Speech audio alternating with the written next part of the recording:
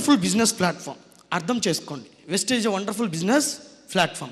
So మీ అందరం ఈ కంపెనీలో ఆల్మోస్ట్ 2,10,00,000 పీపుల్స్, 2,10,00,000 మంది పనిచేస్తున్నారు. ఈ 2,10,00,000 మందిలో మనకన్నా చాలా తెలివైన వాళ్ళు, డబ్బున్నోళ్ళు, బాగా చదువుకున్న వాళ్ళు, గొప్ప వాళ్ళు చాలామంది ఉన్నారు. సో వాళ్ళందరూ బతకడం రాక వెస్టేజ్ చేయట్లా.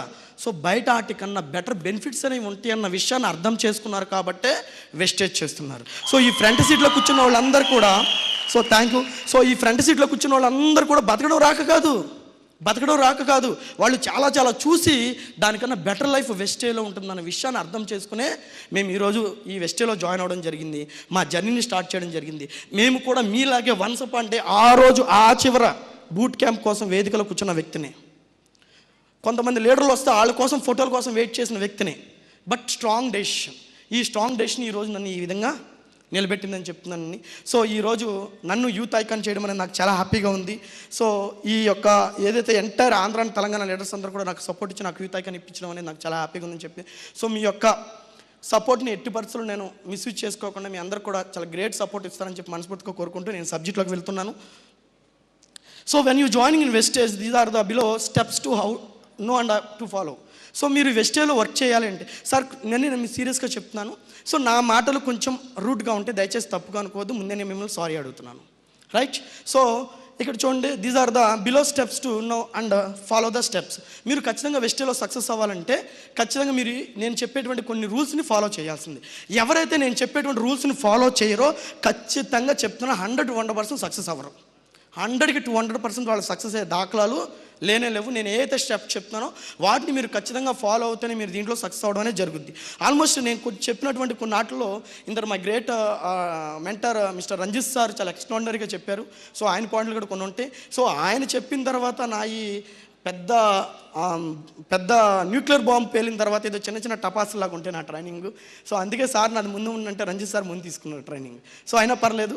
So first of all you should have self confidence.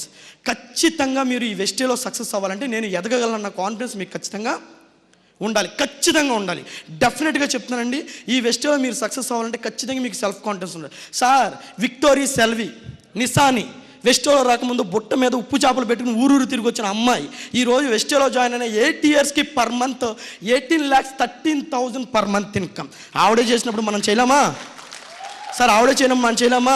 ఒక కళ్ళు లేని వ్యక్తి నెలకు 1,00,000 సంపాదిస్తున్నాడు సార్. ఒక చేతులు లేని వ్యక్తి నెలకు 4 లక్షలు సంపాదిస్తున్నాడు సార్. ఒక బార్బర్ నెలకు 1,70,000, మరొక బార్బర్ నెలకు 1,80,000. ఇలా చెప్పుకుంటూ పోతే ఎంతోమంది కార్పెంటర్లు, వెల్డర్లు, టాపీ మేస్త్రులు, చిన్న వాళ్ళు ఈ కంపెనీలో జాయిన్ అయ్యి లక్షలాది రూపాయలు ఇన్కమ్ తీసుకుంటున్నారు. సో మేము కూడా మీలాగే స్టేజ్ మీద ఎక్కినప్పుడు ఇది మా వల్ల అవుద్దా అనుకుని వర్క్ స్టార్ట్ చేసాము. ఈరోజు మేము సక్సెస్ అవ్వడం జరిగింది. సో మీరు ఈ వెస్టేజ్ సక్సెస్ అవడానికి ముందు మిమ్మల్ని మీరు నమ్మండి, 100% సక్సెస్ సాధిస్తారు. దాంట్లో ఎటువంటి సందేహం అయితే లేదు.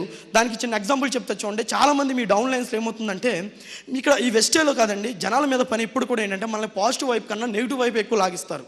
ఎందుకంటే దాని గురించి వాళ్ళకి తెలియనప్పుడు దాని గురించి ఎక్కువగా నెగిటివ్గానే చెప్తూనే ఉంటారు. దానికి చిన్న ఎగ్జాంపుల్ చెప్తా. ఒక పొలంలో 2 వ్యక్తులు చిల్డ్రన్స్ గేమ్ ఆడుతున్నారు. గేమ్ ఆడుతూ ఒక బావి ఉంది. ఆ బావిలో అన్న కొడుకులు గేమ్ ఆడుతుంటే అన్న బావిలో పడిపోతాడు. సో ఈ చిన్నపిల్లాడు వెళ్ళి ఏం చేస్తాడంటే అక్కడ అటు ఇటు చూసిన తర్వాత ఎవరో కనపడపోయేసరికి అక్కడ ఉన్న తాడినేసి ఆయనకి ఇవ్వడం జరిగింది. ఆయన ఎలాగోలా ఒక గంటన్నరకు ఎలాగోలా కష్టపడి ఆయన పైకి తీసుకురావడం జరిగింది. తీసుకొచ్చిన తర్వాత వీళ్ళిద్దరు కలిసి ఊళ్ళో జరిగిన విషయం మొత్తం చెప్పారు. సార్ ఇలా మా పిల్లలంట బావులో పడిపోయాడంట, వాళ్ళ అన్నని ఈడు లాగాడంటే, ఈడు వయసు ఎంత ఆడు వయసు ఎంత, ఈడు లాగడం ఏంటి అని చెప్పి స్వామీజీ దగ్గరికి వెళ్ళి అడిగితే ఆ స్వామి చెప్పిన మాట ఏంటంటే, అఫ్కోర్స్ లాగుండొచ్చు, దానికి తప్పేముంది, ఎలా తాగుతాడు సార్, ఆడేమో పెద్దోడు ఈడేమో చిన్నోడు, ఎలా తాగుతాడు సార్? అరే బాబు, వాడు ఆ టైంలో చిన్నోడు, నేను పెద్దోడినా చిన్నోడినా, బావులో ఉన్నోడు బలవంతుడా తక్కువంతుడా ఇవేమి చూసుకోలేదు. వాడి టార్గెట్ ఓన్లీ వాడి పైకి లాగడమే.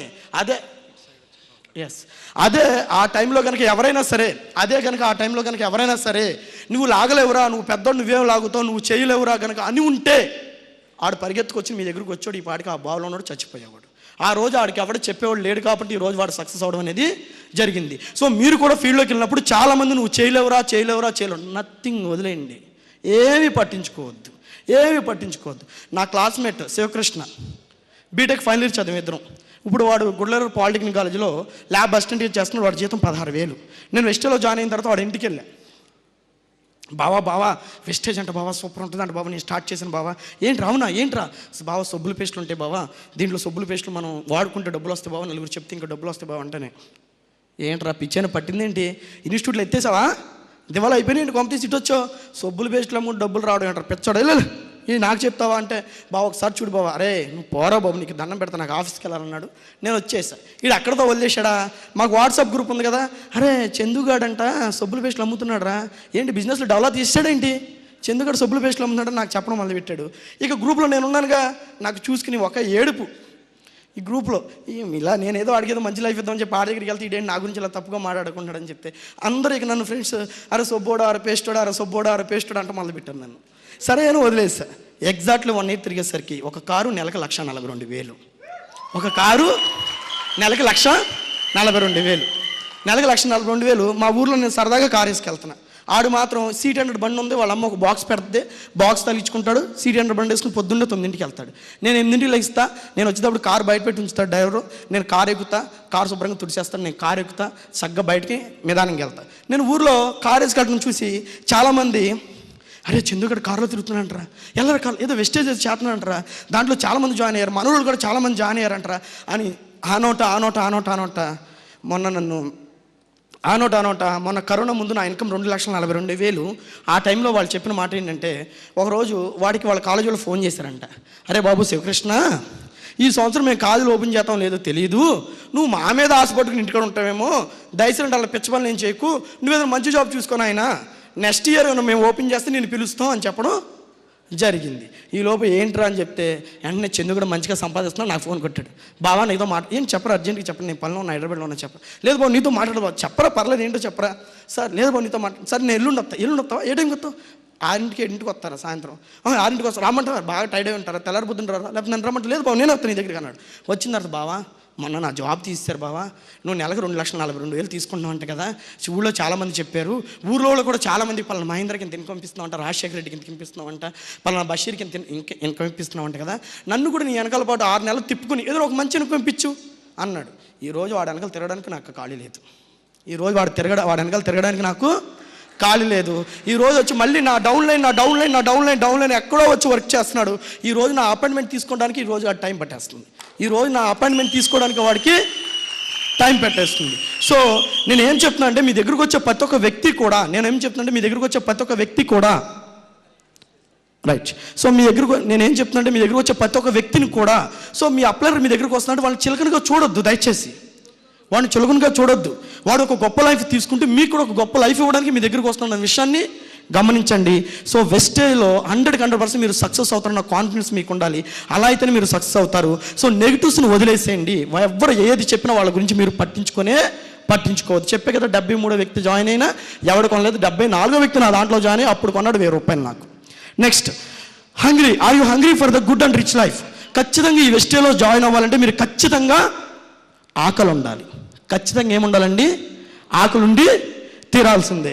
సో మీరు ఈ కంపెనీలో ఖచ్చితంగా స్టార్ట్ అవ్వాలంటే మీరు ఖచ్చితంగా ఆకలి ఉండాలి. దానికి చిన్న ఎగ్జాంపుల్ చెప్తే, చాలామంది మొన్న మీటింగ్కి వెళ్ళినప్పుడు నిన్న మార్నింగ్ అనుకుంటే ఒక అతను అడిగాడు, సార్ నేను జాయిన్ అయ్యి 6 years అయింది సార్ వెస్టేజ్లో, ఇంకా నెలకి 1,70,000 తీసుకున్నాను సార్ ఎలా సార్ మీరు జాయిన్ అయ్యి 2.5 yearsకి 5 లక్షలు ఎలా తీసుకుంటున్నారు సార్ అని నన్ను అడిగాడు.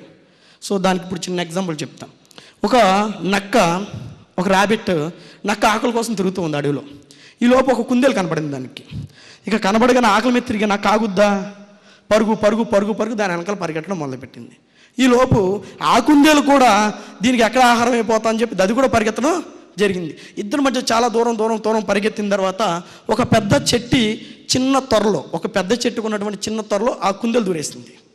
ఈ నక్క అక్కడికి వెళ్ళి, అరే కుందేలు నీతో ఒక మాట చెప్పాలి, నీకన్నా నేను బలశాలిని కదా, నీకన్నా బాగా తెలివైనోడిని కదా, నీకన్నా బాగా పరిగెత్తగలను కదా, నీకన్నా అన్నీ బాగా చేయగలను, మరి నేను ఎందుకు పట్టుకోలేకపోయినంటావు అని ర్యాబిట్ని అడడం జరిగింది.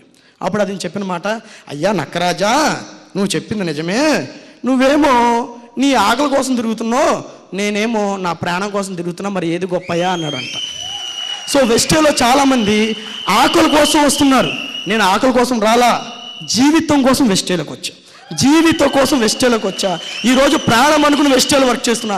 మీరు కూడా ఆకలి కోసమో టైం పాస్ కోసం రావద్దండి. వెస్టే జీవితం అనుకుని పనిచేయండి. 100కి 200% సక్సెస్ చేస్తారు.